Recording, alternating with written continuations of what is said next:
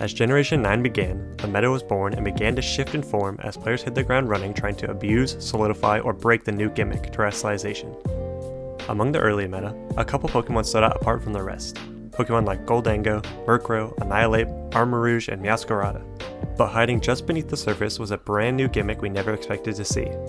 A 2-Pokemon combo designed specifically for VGC, Dondozo and Tatsugiri. Dondozo and Tatsugiri can stand alone, but together they thrive due to Tatsugiri's ability in combination with Dondozo's stats and its own broken ability in tandem. Tatsugiri doesn't have the worst stats, but that's not its niche. What it really wants to do is activate its ability Commander. With Commander, Tatsugiri hops into the Dondozo's mouth and controls the Dondozo, rendering it completely invulnerable to all other attacks, and locking Dondozo onto the field until it faints.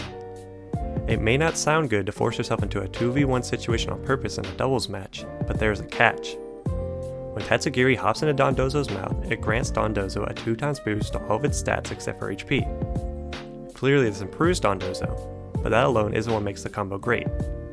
Dondozo has incredible stats: 150 HP, 100 attack, 115 defense, 65 special attack, 65 special defense, and 35 speed. Dondozo has the Unaware ability, which lets it ignore all of the stat changes on the opposing Pokemon, good or bad. Oftentimes, this leads to opposing Pokemon dealing such minimal damage that players just run Leftovers, Substitute, and Protect on Dondozo, and that is enough to just outright win the game. Now, of course this leaves Dondozo vulnerable to critical hits, but since its attacking stat is boosted as well, oftentimes it could just KO opposing Pokemon in just 2 hits, no problem.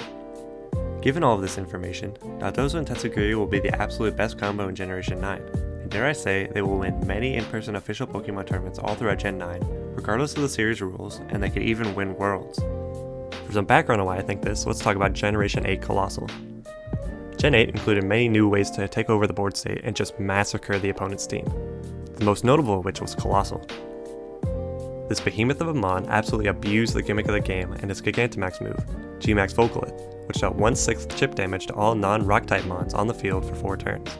The secondary effect wasn't unique within the game, as the Generation 1 starters also had a similar effect, but in the early series of the VGC format, Colossal showed off it was the absolute best user of this move. It used Weakness Palsy to go along with its Steam Engine ability to maximize its speed and double its offenses at the same time. Pokemon then proceeded to give us the best possible partners to abuse Colossal within Gen 8, Dragapult, one of the fastest Pokemon in the game with a non-redirectable water move, Surf, alongside an immunity to the move Fake Out. Later in the generation, we were gifted Rapid Strike Urshifu, which then filled in the gap Dragapult couldn't, being outsped. Urshifu had access to Aqua Jet, forcing the opponent to make a choice in what Colossal partner they think you will choose, and if they choose wrong, often they just lose outright. This incredible Gen 8 combo won multiple tournaments, including Players Cup 1 and 2, the biggest tournament format we've had available at the time. Amazingly, the combo was so good, regardless of the span of time between these tournaments, it won with almost the exact same team composition except for 1 Pokemon and relied on the same game plan. Here's where Dondozo and Tatsugiri come in. Dondozo and Tatsugiri have shaped the early metagame with their Commander combo. Dondozo has already used his combo to win the biggest Gen 9 tournament to date, the first Victory Road VGC online tour with a big prize pool and almost 500 participants, including many big names like Nick Navarre, Peng Chunjin, Marcus Statter, Marco Fierro, Joseph Ugarte, Wang Bingji, Maddie Morgan, and most notably its winner, Adrian Hurley. I don't think it was luck in any sense of the word that Adrian won. He's an incredible player, and he recognized the power of Dondozo and Tatsugiri earlier than anyone else, it seems. The strategy involved with choosing Dondozo's partners seems to be landing on running diverse offensive threats alongside Gothitelle with Shadow Tag, covering the metagame by utilizing themselves purely to the betterment of the Dondozo endgame, or creating such overt threats that the opponent slips up in choosing what mons to bring and loses the game on lead. So far, players have been extremely underestimating the potential of Dondozo and Tatsugiri, even going so far as to forego Dondozo and Tatsugiri themselves within their strategy, opting for a more offensive Flamigo and running a Toxic Orb and Endure on Tatsugiri, letting it run to 1 HP, pairing it with Dondozo before it faints, then switching in Flamigo to gain Dondozo's boosts. However, this is disrespectful to the facts of the matter. Dondozo has completely respectable stats on its own, and doesn't need Flamigo to take over. At the same time, something that people are slowly beginning to realize is that Tatsugiri has not only respectable stats, but great stats. With a special attacking stat of 120, a speed stat primed for Choice Scarf, with which Tatsugiri hits 220 speed, faster than any non-Choice Scarf non-weather boosted speed stat in the game right now, and has access to Stab Draco Meter, incredible, especially now in Series 1 where double dragon cores thrive. For example, Colding took his Dondozo, Tatsugiri, and Gothitelle core and paired them with Meowscarada, Torkoal, and Palmot. Meowscarada is like Urshifu with its signature move that always crits, Flower Trick, and has access to the moves like Knock Off and Play Rough to deal one-hit KOs to much of the metagame left unchecked. Torkoal is used similarly, but with a focus on Eruption. With Terra-type Fire, Sun, and a natural stab boost, if in Trick Room, Torkoal is the fastest Pokemon in the game. So if Trick Room gets up, Torkoal could freely get off these 150 base power spread move Eruptions and obliterate even type-resistant Pokemon. Palmot is therefore then used to utilize its Revival move, allowing us to offensively use Tatsugiri as a sacrifice and bring Tatsugiri back afterwards to still allow us to activate Dondozo. Palmot can also revive any of the other mons if need be. Imagine this, taking 5 turns to pivot and try to struggle to KO a threat, and it just gets revived, just like that. Even Dondozo can be revived like this. Many players cannot stop all of these options, and these aren't even the only partners that are good to run with our 3-mon core. If a player can guess the metagame before a tournament, they could choose the exact 3 partners to run alongside Dondozo, Tatsugiri, and Gothitelle, and just sweep the tournament if everything goes their way. From this fact alone, everyone must pay attention to the state of the metagame with much closer attention, and moving forward, even in the series rule changes to come, the tournament will most likely revolve around Dondozo and its potential partners anyway, always being a threat to outright win the tournament.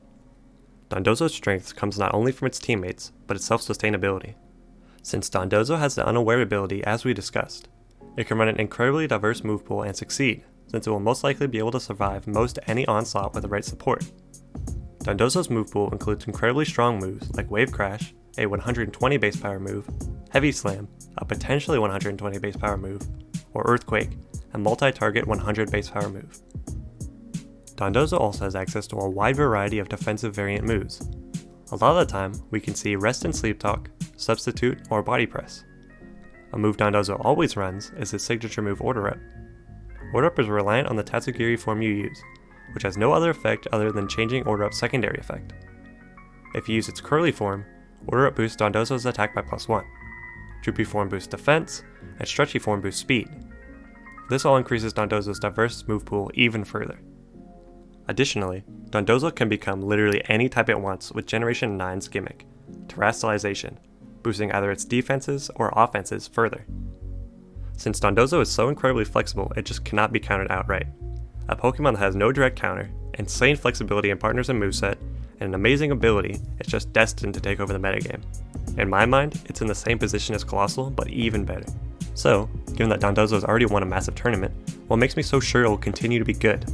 Let's take an even closer look at Dondozo and the mons to come in future metagames.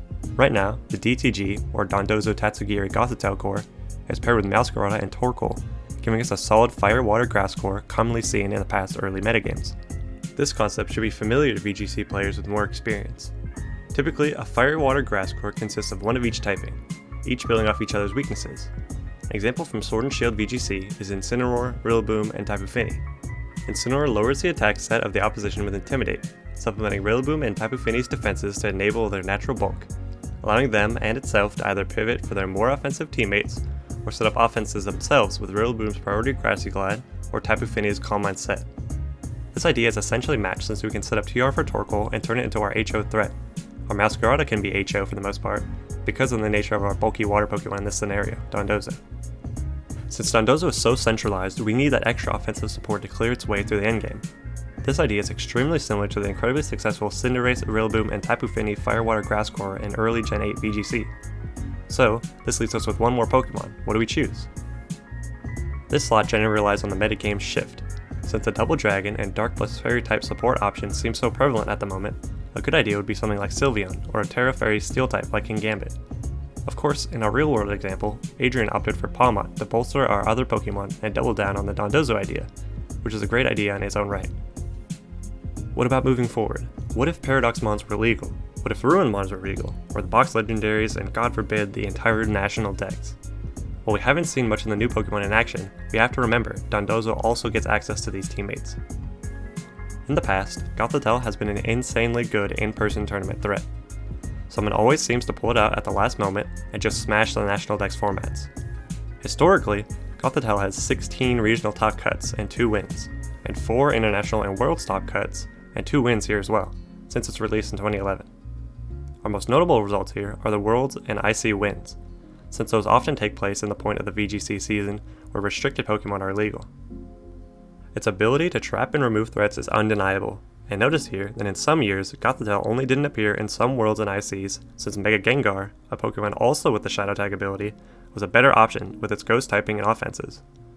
And when Mega Gengar was legal, it also won Worlds. But what does this all have to do with Dondozo? It's hard to imagine since the idea here is that we would run our 3-Mon DTG core and only 1 restricted, but let's look at our options in a realistic way. Imagine this, your opponent notices you are running DTG, 2 restricteds, and another Mon.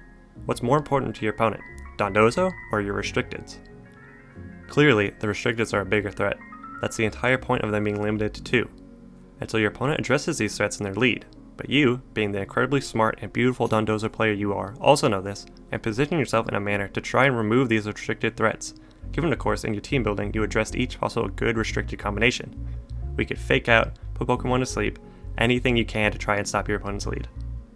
This is all reasonable given that we've played in this exact scenario before. A Shadow Tag lead into some restricted Pokemon lead to try and remove those threats. It's a tried and true method given the results.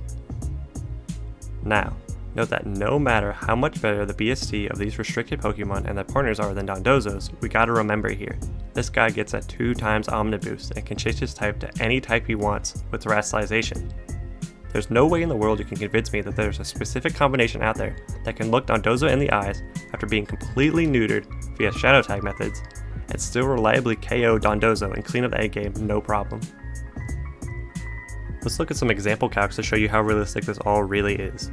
Here's some calcs from the most offensive threats we have in the restricted format: Geomancy Xerneas, Zacian, Kyogre, Groudon, Koraidon, and Miraidon. Notice anything interesting? These Pokemon's damage calcs all look pretty similar to what Dondozo can deal itself. In fact, notice Dondozo is so bulky, a lot of the time it can still just sit and abuse its substitute set if a player is confident they can make a team where it can isolate a 1v1 even versus a restricted Pokemon. And remember, looking at these calcs, this is all just versus Dondozo's regular old water typing, and Dondozo has the unaware ability, so Pokemon can't even set up on it. And imagine you can change types anytime you want. I'm really sorry I had to point all this out to you, and I know technically everything I'm talking about is just on paper, but moving forward we really all are just gonna have to build or build against Dondozo's strats. This Pokemon's gonna win Worlds. A piece of sushi is going to win Worlds.